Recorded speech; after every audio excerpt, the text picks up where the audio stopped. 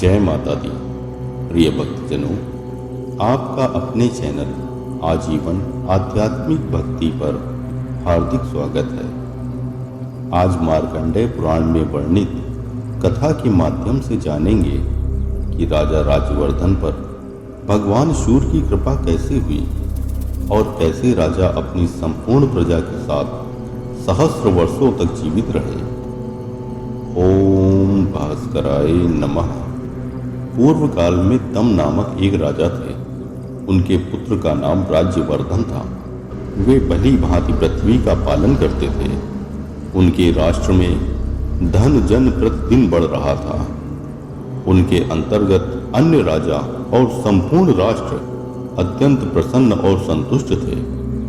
उनका विवाह राजा विदुरथ की मानिनी नाम की कन्या के साथ हुआ था। एक समय की बात है, मानिनी राज सेवकों के समक्ष ही राजा के सिर पर तेल लगा रही थी। उसी समय उनके आंखों से आंसू गिर पड़े।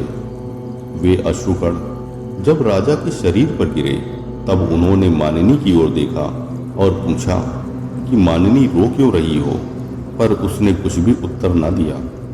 राज्यवर्धन ने पुनः मानिनी से जिज्ञासा की, तुम क्यों रो रही हो? तब उस सुमध्यमा ने कहा, राजन, मुझ मंद भागिनी के शोक का कारण आपके केशों के मध्य एक श्वेत केश है। यह सुनकर राजा सभी उपस्थित राजगण और पौरजनों के सम्मुख हंसते हंसते पत्नी से कहने लगे, तुम रो मत। सभी प्राणियों में जन्म, वृद्धि और परिणाम आदि विकार लक्षित होते हैं। इसके लिए रोना व्यर्थ है। हमने सभी वेदों का अध्ययन, हजारों यज्ञों का अनुष्ठान, पुत्र का उत्पादन, अतिशय दुर्लभ विषयों का तुम्हारे साथ रहकर उपभोग, भली भांति पृथ्वी का पालन तथा बाल्यावस्था और युवावस्था के योग्य सभी कार्यों का संपादन किया है। अब वृद्धावस्था में हमारा वन में निवास करना कर्तव्य है।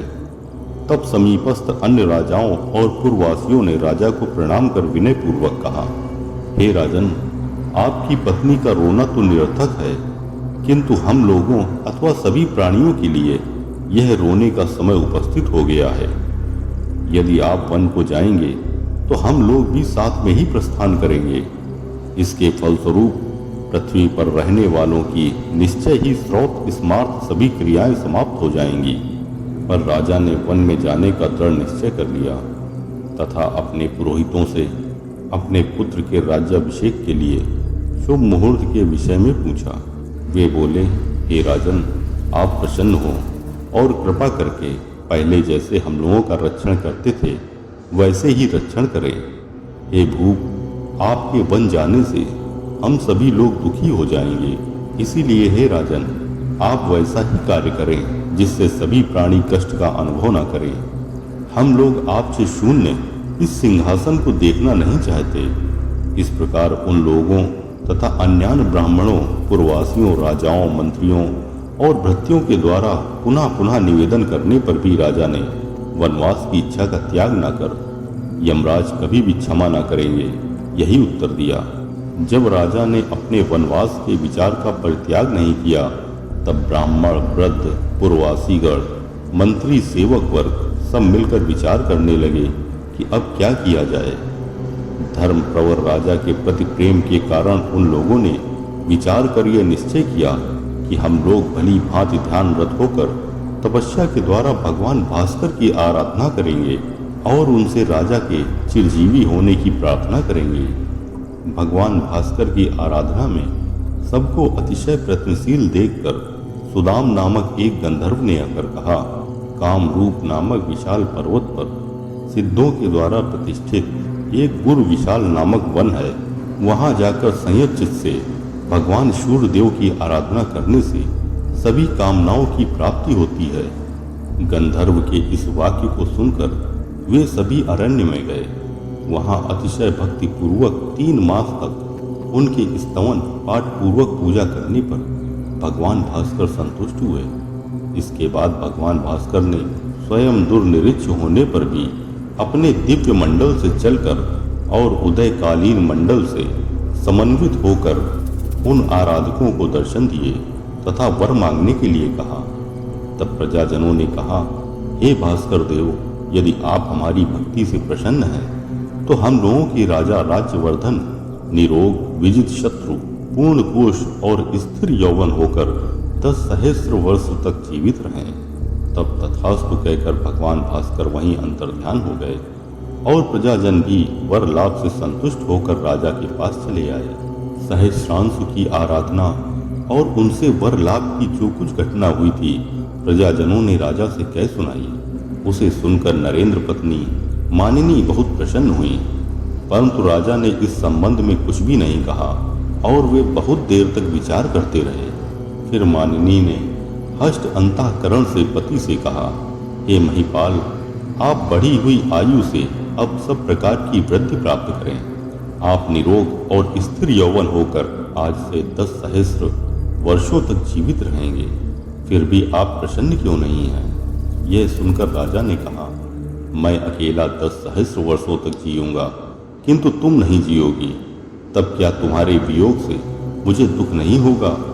पुत्र, पौत्र, प्रपौत्र और अन्यान्य प्रिय बंधुओं की मृत्यु को देखकर क्या मुझे कम दुख होगा?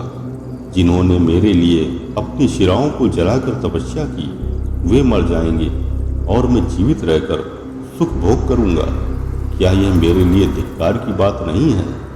हे मानिनी, मुझे जो 10 सहस्र वर्षों की आयु मिली है यह मेरे लिए आपत्ति है, इसमें कुछ भी अभ्युदय नहीं हुआ है। मैं आज से उसी पर्वत पर जाकर संयत चित्त से निराहार रहकर भगवान सूर्यदेव को प्रसन्न करने के लिए तपस्या करूंगा। हे वरानने, जिस प्रकार मैं उनके प्रसाद से स्थिर यौवन एवं निरामय होकर 10 सहस्र वर्ष तक जीऊंगा, उसी प्रकार मेरी समस्त प्रजा, भृत्य, तुम, कन्या, पुत्र, पौत्र, प्रपौत्र, सहृदय आदि भी जीवित रहें। भगवान भास्कर जब तक ऐसा अनुग्रह न करेंगे और जब तक मेरे प्राण निकल नहीं जाएंगे तब तक मैं उसी पर्वत पर निराहार रहकर तपस्चरण करूंगा। इसके बाद सपत्नीक नरपति ने पूर्वोक्त पर्वत स्थित मंदिर में जाकर भगवान भास्कर देव की आराधना करना प्रारंभ कर दिया। निराहार रहने से दिन दिन जिस प्रकार राजा क्रश होने लगे वैसे ही मानिनी भी क्रश होने लगी। दोनों को शीत, वायु और धूप को सहने का अभ्यास हो गया तथा दोनों उग्र तपस्या में निरत हो गए।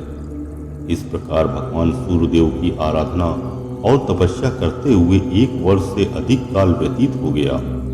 अंत में भगवान सूर्यदेव प्रसन्न हुए और दोनों की अभिलाषा के अनुसार समस्त भृत्य, पुत्र, पौत्र आदि के लिए 10 सहस्र वर्षों की आयु का वर प्रदान किया। तदनंतर राजा रानी के साथ राजधानी में लौट आए और प्रसन्न चित्त से धर्मानुकूल प्रजा पालन करते हुए 10,000 वर्षों तक राज्य का शासन करते रहे। ओम तत्सत।